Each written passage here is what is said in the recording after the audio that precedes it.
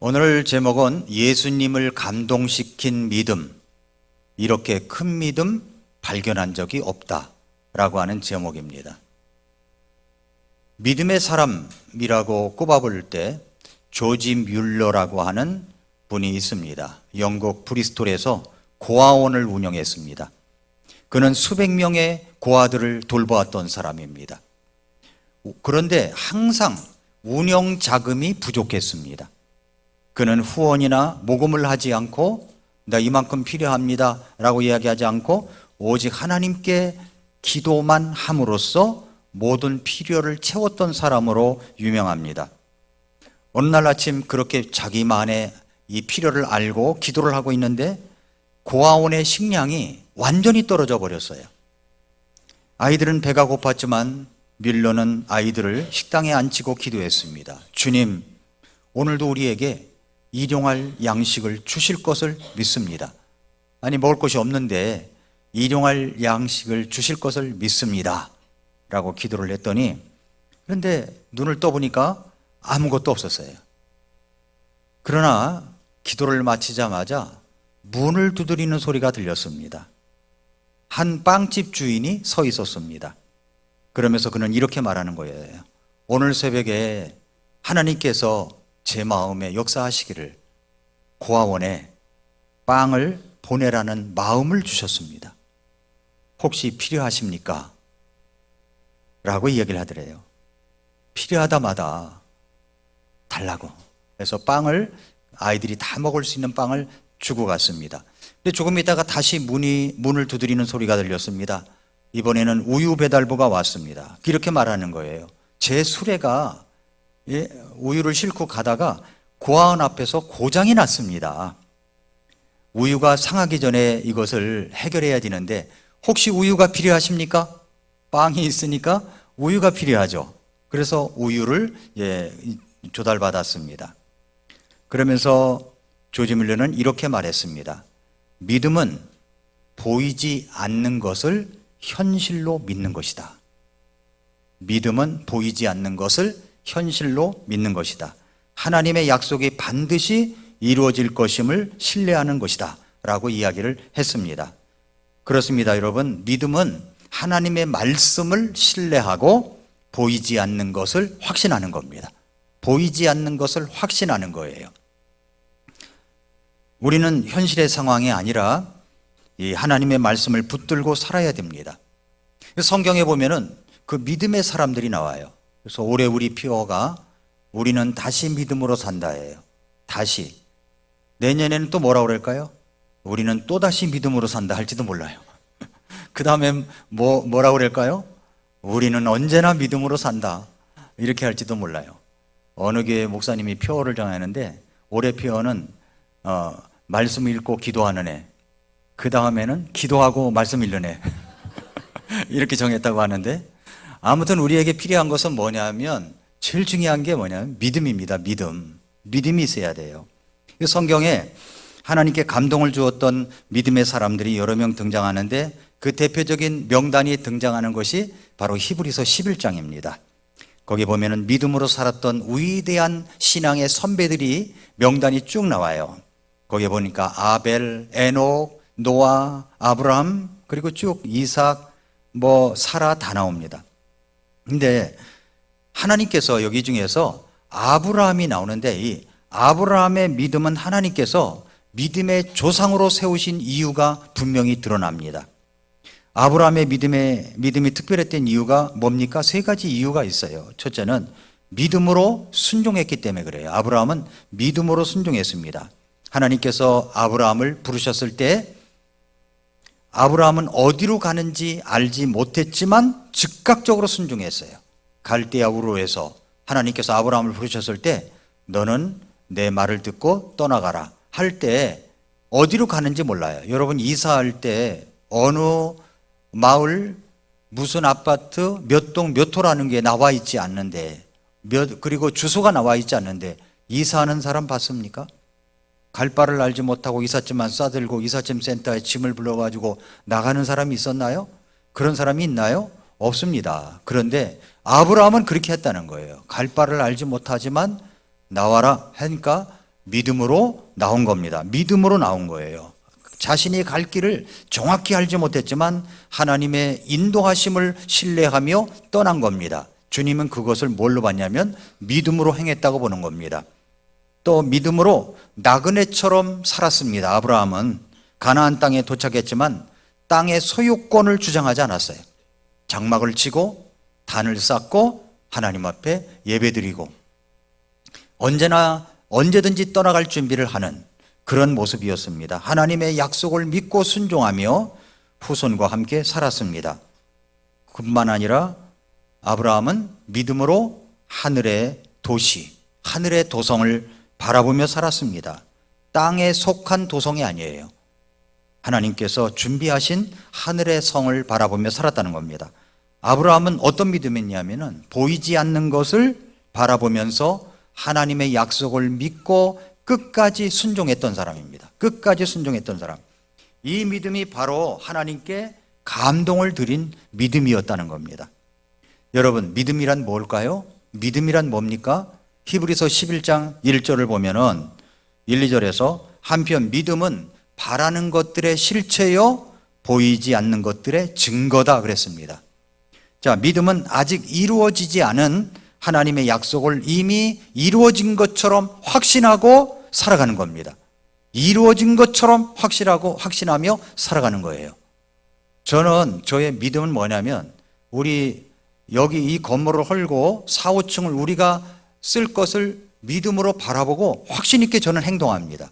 확신 있게 어떻게 예배당 조성을 하며 그리고 교육관을 세워가며 레슨실을 만들며 이런 것들이 제 머릿속에는 되어 있고 맨날 그림으로 보고 글로 쓰고 하면서 확신 있게 나갑니다. 보이지 않아요.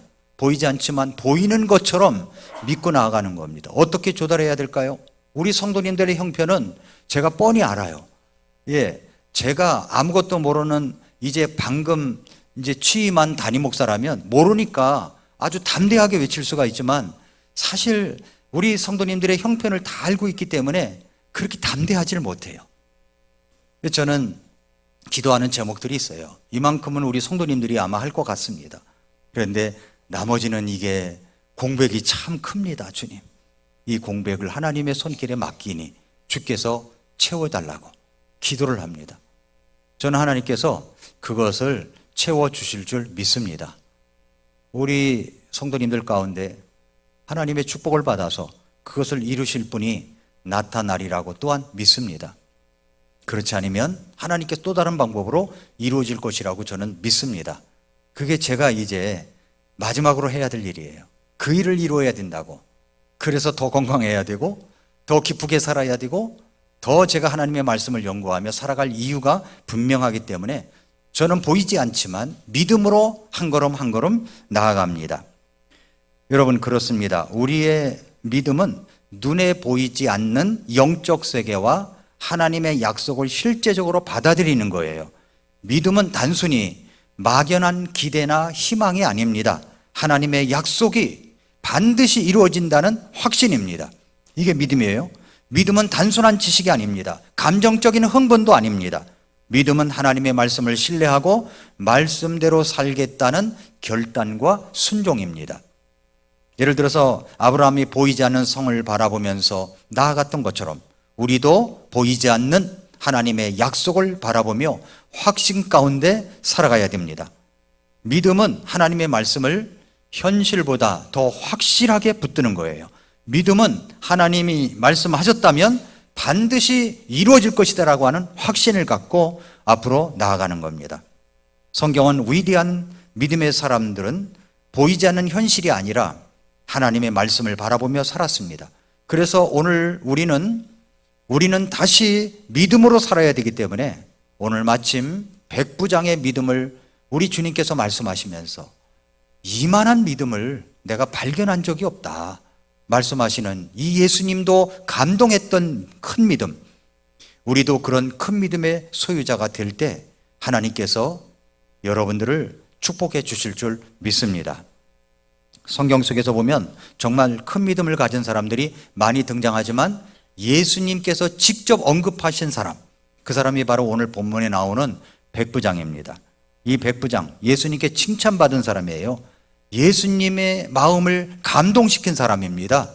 그렇다면 우리도 예수님의 마음을 감동시키는 믿음의 소유자가 되어야 되지 않겠습니까?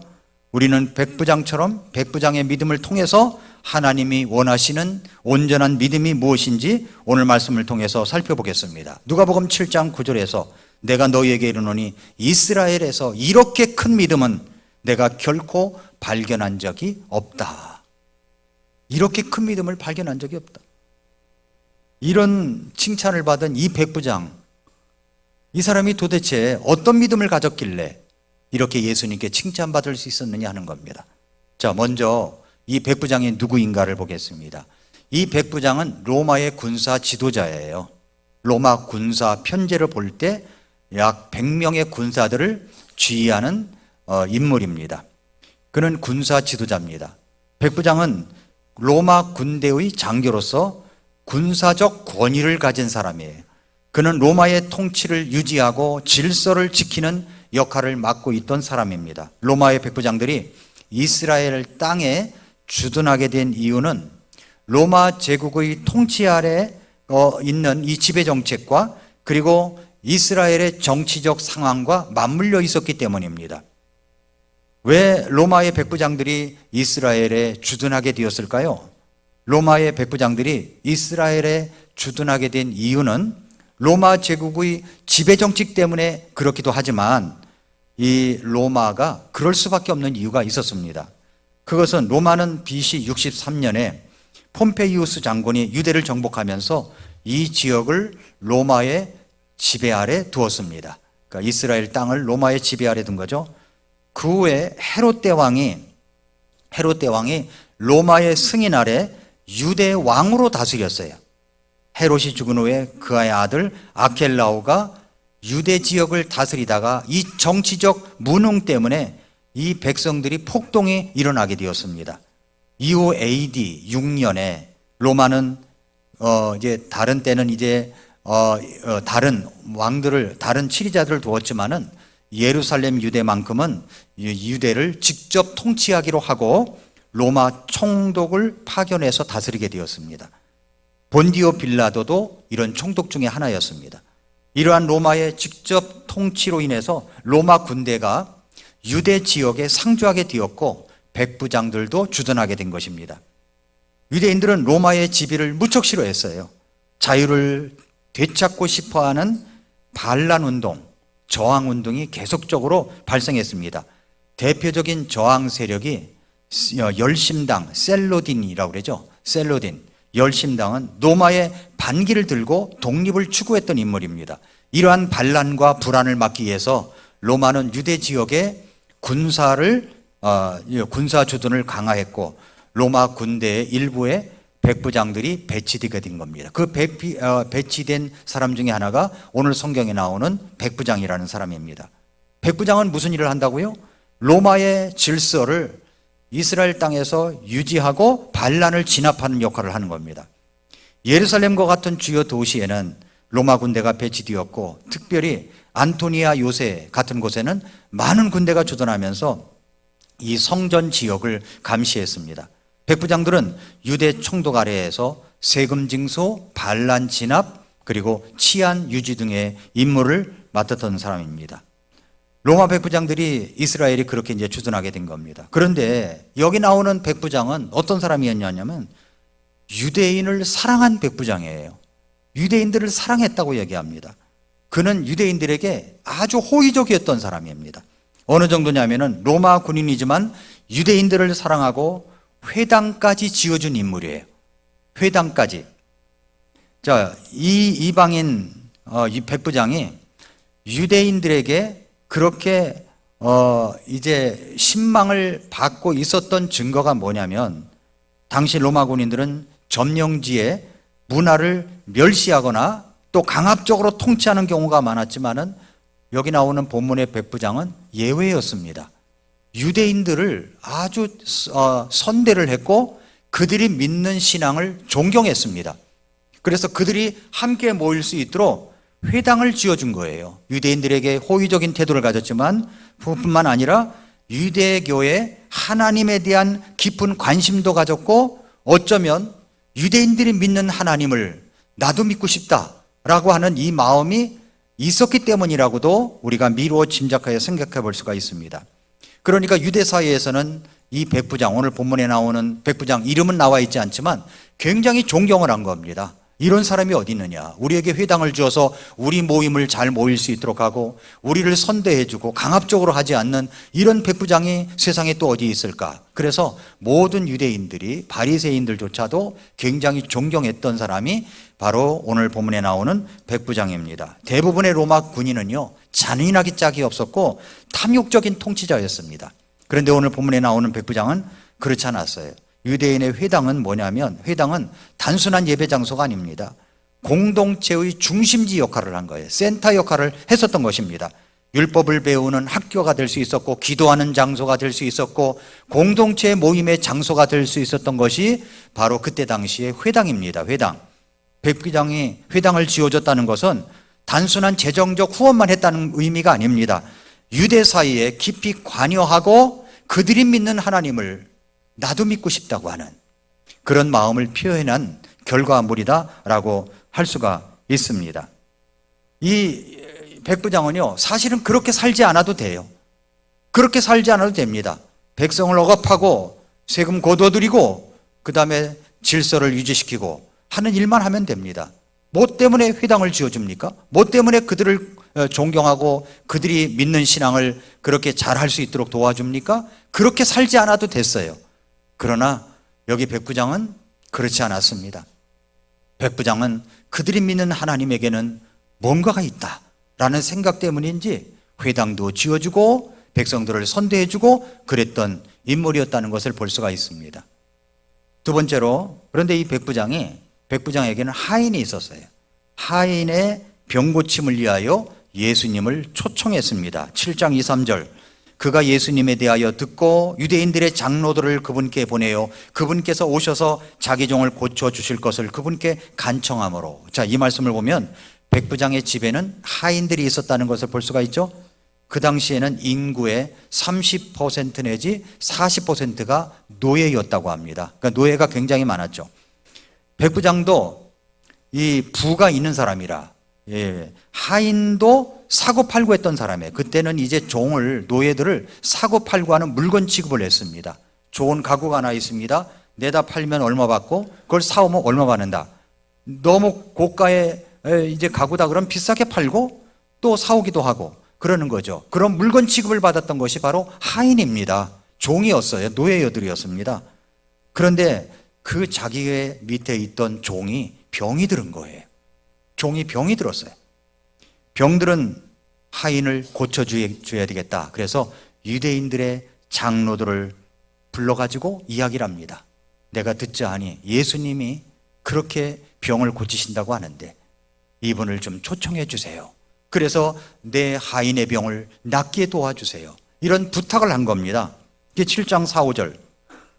이제 간청을 하니까 이 장로들이 이제 예수님께 갑니다. 7장 4, 5절. 이에 그들이 예수님께 와서 절박하게 그분께 간청하여 이르되.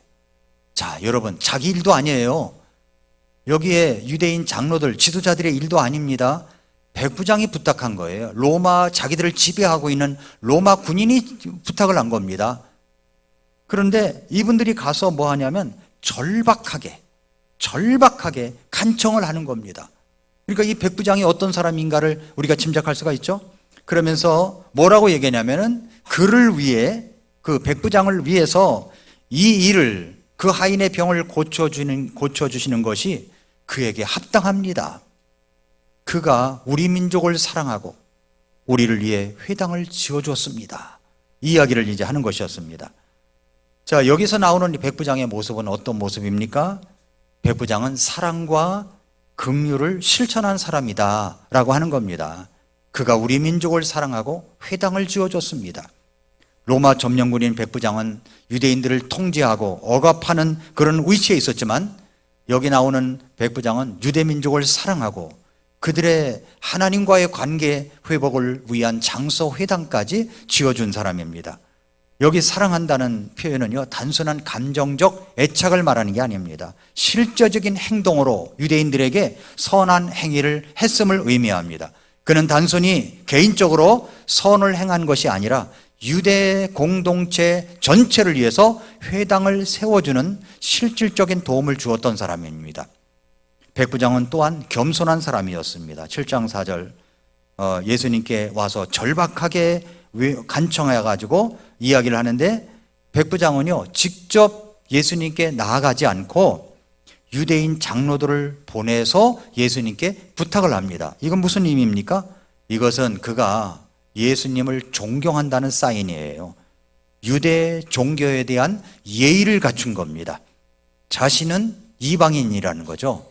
이방인이 직접 예수님께 나아가는 것은 결례다, 이렇게 생각을 해서 유대인 장로들을 불러가지고 당신들이 가서 부탁 좀 해달라고 하는 그런 겸손함이 이 말씀에 들어있는 겁니다. 로마의 군사 지도자로서 유대인보다 더 높은 사회적 위치에 있었지만은 자신을 낮추고 예수님께 도움을 구하는 모습을 여기서 볼 수가 있습니다. 또한 백부장은 신앙과 선행이 있는 사람이었습니다. 물론 신앙은 이제 우리가 다 할 수 없지만은, 예수님을 믿는 신앙은 아직 없지만, 그러나 하나님을 공경하는 마음은 갖고 있지 않았을까요? 왜 그러냐면 여기 장로들이 한 말 가운데 우리 민족을 사랑하고 우리를 위해 회당을 지었습니다라고 하는 말 속에 볼 때, 백부장은 단순히 유대인들에게 호의를 보인 것이 아니라 회당을 주어줘서 적극적인 신앙생활을 할 수 있도록 하게 된 것은 그도 마음속에 하나님을 공경하는 마음을 갖고 있었다고 짐작할 수가 있는 것입니다. 그는 정치적인 이유로 유대인들에게 친절을 베푼 것이 아닙니다. 그의 마음속에 하나님을 향한 마음이 진실하게 있었기 때문에 회당을 지어준 겁니다. 백부장은요 하인을 아끼는 사람이었어요. 그 사람을 물건 취급해가지고 뭐 쓸모없어, 이거 못 쓰겠네, 갖다 버려, 그러면 하인도 물건이라 그냥 갖다 버릴 수 있는 겁니다. 병든 사람을 그냥 갖다 버릴 수 있는 거예요. 그때 당시에는 그게 그냥 당연했습니다. 물건 갖다 내가 안 쓰겠다고 갖다 버리는데 누가 뭐라고 합니까? 그렇게 취급받았던 것이 하인이고 노예들이었습니다. 그러나 이 백부장은 그렇지 않았어요. 하인이 병들었을 때 고쳐줘야 되겠다, 하인을 사랑하는 마음이 있었습니다. 그래서 자기 종을 고쳐주실 것을 장로들을 초청해가지고 이야기하고, 그리고 예수님께 부탁드려 보라고 이야기를 하고 있는 것입니다. 단순히 다른 하인을, 건강한 하인을, 병든 하인을 내다버리고 건강한 노예를 갖다가 사가지고 쓸 수도 있었지만 그렇게 하지 않았다는 겁니다. 인격적으로 존중하고 사랑하는 마음을 가졌음을 보여주고 있는 겁니다. 제가 학교 다닐 때, 고등학교 다닐 때 선생님 가운데 참 인격적인 선생님이다라고 하는 분은 어떤 분이었냐면, 하다가 이게 잠을 잘 수가 있잖아요. 그러면 선생님이 요만한 이제 지휘봉이죠, 이거 갖고 있다가 탁 던져버립니다. 그러면 이게 슝슝슝 날아가지고 정확하게 가서 맞아요. 그렇게 잠을 깨우는 분이 있고, 돌아다니다가 엎드려 있는 사람이 있으면 등짝을 때려가지고, 지금은 상상할 수 없는 이야기인데 등짝을 때려서 이게 깨우는 선생님이 있었고, 한 선생님은 세계사 선생님이었는데 어떻게 하느냐면, 이게 잠을 자고 있으면요 옆에서 책상을 이렇게 두들겨 해요. 그러면 깜짝 놀라가지고 눈을 떠서 합니다. 참 인격적이다, 이렇게 생각이 들었어요. 사람을 대할 때 그냥 후들겨 패는 학생들이 아니라 그렇게 잠을 깨면 또 깜짝 놀랄까봐 똑똑똑 두들겨주면서 깨우는 선생님의 인격을 볼 때 참 훌륭한 선생님이다 라고 기억이 됩니다. 여기 백부장이 그랬던 사람이에요. 백부장은 정말 훌륭한 인격을 가졌던 사람인 것 같아요. 하인이 병들었는데 내다버릴 수도 있지만 병을 고쳐주기 위해서 예수님을 건너 부탁을 해서 오시게 합니다. 마지막으로 볼 것은 뭐냐면, 예수님을 감동시킨 백부장의 믿음은 도대체 그러면 뭐란 말입니까? 먼저 백부장의 겸손한 믿음을 볼 수가 있어요. 자신이 직접 예수님께 나오지 않고 자격 없음을 고백하는 겁니다. 나는 자격이 없습니다. 7장 6절부터 8절에 보니까, 그때 예수님께서 그들과 함께 가시더라. 부탁을 하니까 간 거예요. 가시더라. 그분께서 이제 그 집에서 멀지 않은 곳에 오셨을 때 백부장이 친구들을 그분께 보내요. 그분께 이르되, 친구들을 보냅니다. 예수님이 오신다는 소식을 듣고 친구들을 보냅니다. 그러면서 뭐라고 말하냐면, 주여 친히 수고하지 마옵소서. 주께서 내 지붕 아래로 들어오심을 내가 감당할 자격이 없나이다. 그러므로 나 자신이 주께로 갈 자격이 없는 줄로 생각하여 싸우니 한 말씀만 하옵소서. 그러면 내 종이 낫겠나이다. 나도 권위 아래 있는 사람이며 내 아래에도 군사들이 있어 내가 한 사람에게 가라 하면 그가 가고 다른 사람에게 오라 하면 그가 오며 내 종에게 이것을 하라 하면 그것을 하나이다. 이 말을 합니다. 이거 지금이요, 이게 어마어마한 말을 하고 있는 겁니다. 백부장은 예수님이 오실 필요가 없고 뭐라고 그래요? 말씀만 하시면 된다는 겁니다. 오실 필요가 없다는 거죠. 예수님의 권위를 인정한 겁니다. 예수님이 말씀만 하시면 굳이 내 집 안에 들어오지 않아도 멀리서도 내 하인의 병을 낫게 하실 수 있다고 하는 믿음이 이 백부장에게 있었다는 말입니다. 내게 손을 얹어서 기도하지 않아도 예수님이 멀리서도 말씀만 하시면 된다는 거예요. 말씀만 하시면 되는 겁니다. 그래서 예수님의 이 말씀은 예수님의 권위를 인정한 거예요. 예수님이 메시아이시며 예수님은 하나님의 아들이며 이분이 말씀하시면 어떤 거든지 할 수가 있다라고 하는 믿음이 백부장에게 있었던 것입니다. 진정한 믿음은 하나님 앞에서의 겸손함과 예수님을 향한 절대적인 권위를 인정하는 겁니다. 신앙생활을 하면서 한번 생각해 보세요. 나에게 그런 교만이 있지 않은가 생각해 보세요. 교만. 이 백부장의 겸손을 생각해 보십시오. 예수님이 감동을 받은 게 뭐냐면, 아니, 나도 권위 아래에 있는 사람이라는 거예요. 권위 아래에 있고 내 밑에도 군사들이 있다는 겁니다. 그러면서 뭐라고 얘기하냐면, 어떤 사람에게 가라 하면 가고 오라 하면 오고 이거 해 하면 한다는 거죠.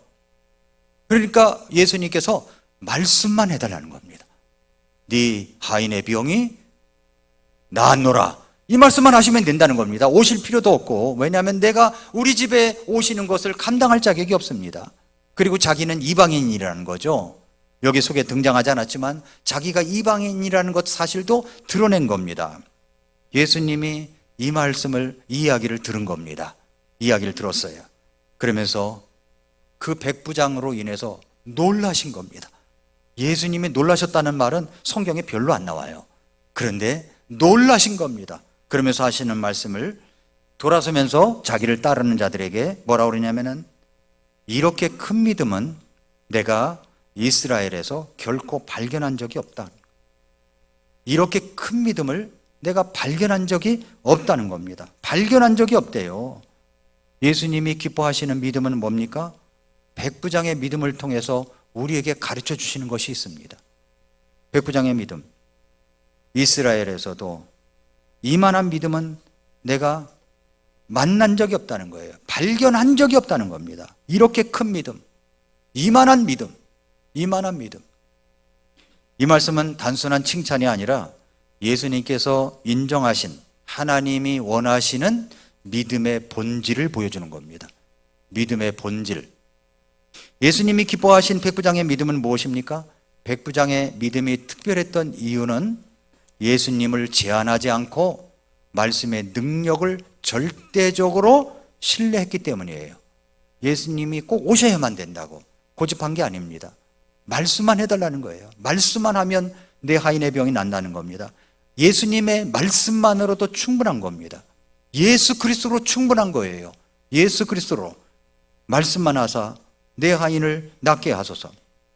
대부분의 사람들은 예수님께서 직접 오셔야만 병이 낫는다고 생각했지만, 백부장은 예수님은 멀리서도 말씀만 하셔도 내 하인의 병은 낫는다고 믿었습니다.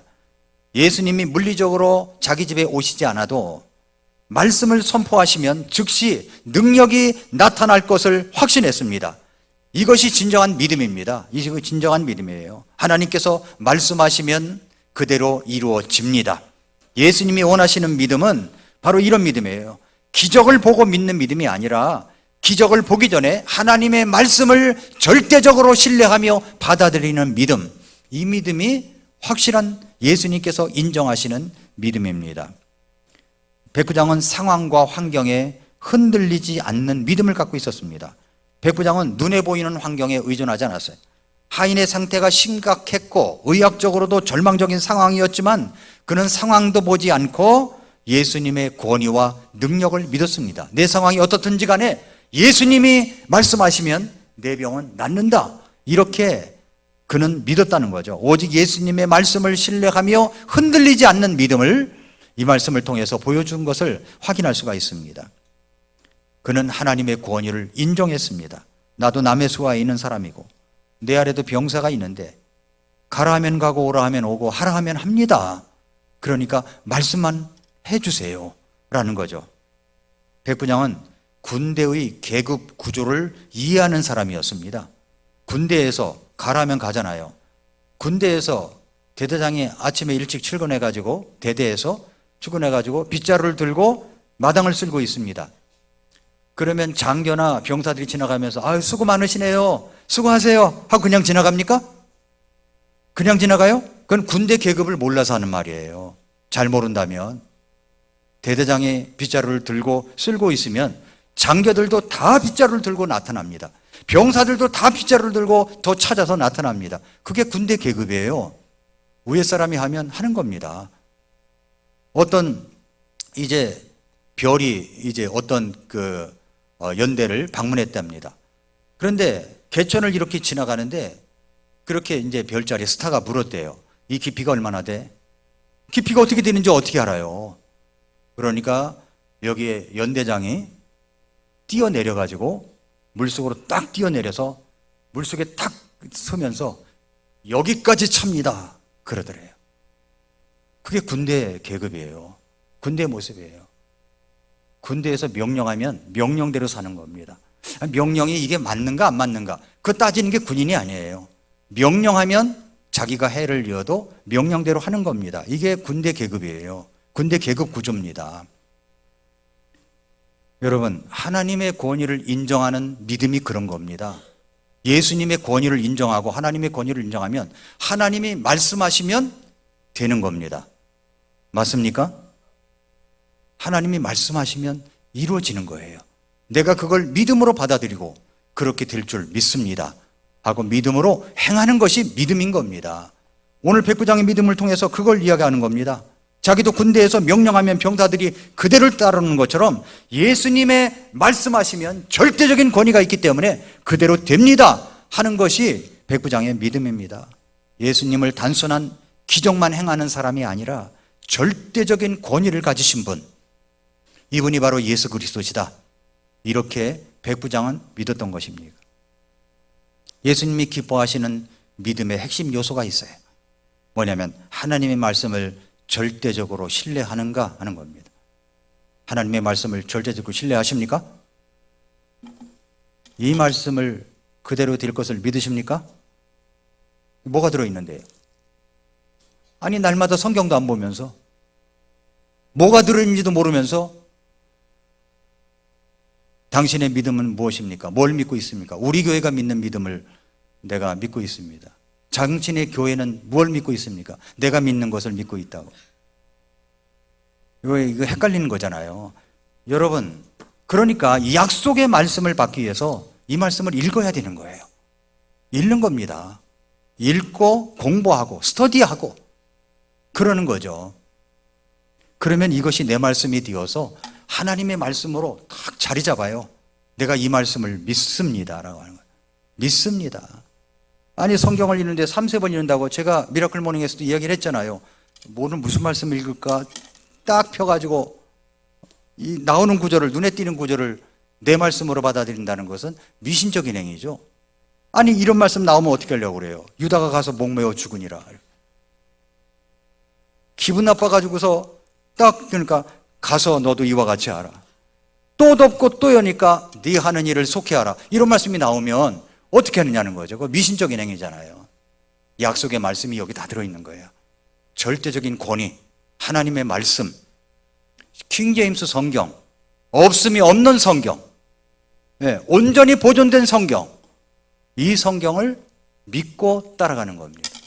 그러면 하나님의 말씀을 절대적으로 신뢰하게 되는 거죠. 그리고 환경과 상황을 보면 안 됩니다.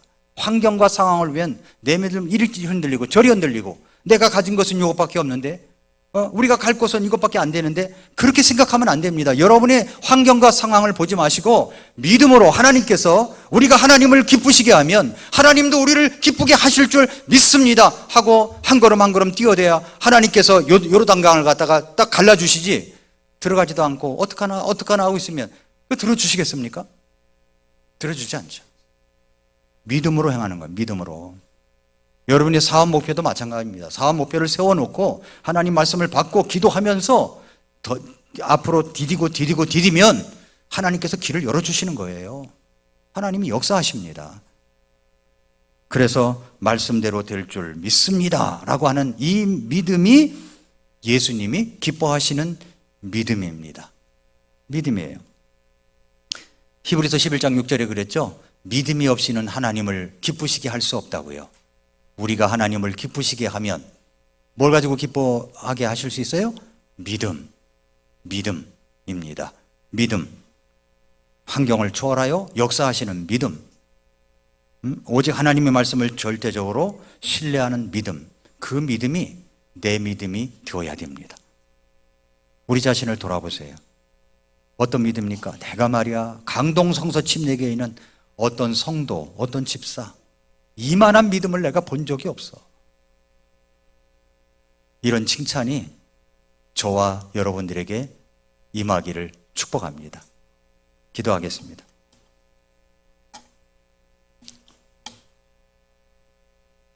조용히 머릿속에서 우리 자신을 돌아봅시다. 오늘 말씀에 대한 우리의 반응 어떠해야 됩니까? 우리 안에 있는 환경과 상황을 보지 마시고 하나님의 말씀을 신뢰하고 예수님의 절대적인 권위를 신뢰하고 따르십시오. 하나님께서 여러분을 축복해 주실 것입니다. 오늘 우리에게 말씀하시는 음성을 들으십시오. 약속의 말씀을 확실히 붙들고 믿음으로 나아가는 성도님들이 되게 하여 오늘 우리 앞에 하나님께 간절히 구할 것은 무엇입니까? 우리 같이 한번 하나님이 주시는 메시지를 갖고 기도하겠습니다.